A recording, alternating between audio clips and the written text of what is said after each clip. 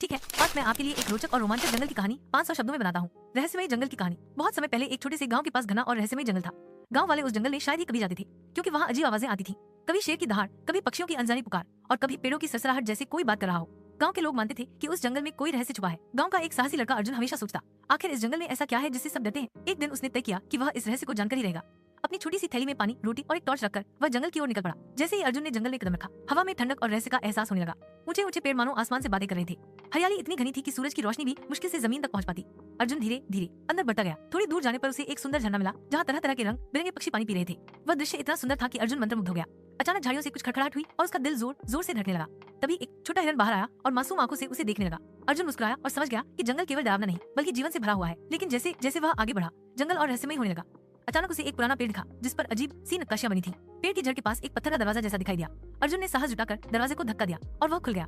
अंदर एक गुफा थी, जहाँ दीवारों पर चमकते क्रिस्टल लगे हुए थे।